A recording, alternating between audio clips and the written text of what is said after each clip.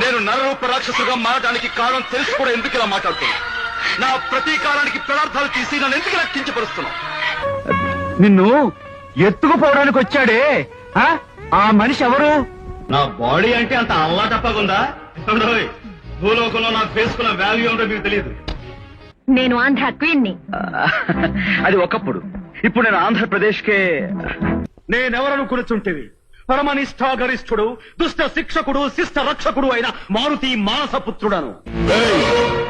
మర్యాద రాగి నోరు పరేసుకున్నావో చెయ్యి చూడు ఎంత రఫ్ గా ఉంది. రఫ్ పడించేస్తాను. తల్లిని సంతోషపెట్టే కొడుగ్గా, కార్మికుల కష్టాలు కన్నీళ్లు తుడిచే యూనియన్ లీడర్ గా, అహంకారపు పెళ్లానికి అర్ధాంగి అర్థం తెలిసొచ్చేలా చేసే ఘరానా మొగుడిగా త్రిపాత్రాభినయం చేస్తాను.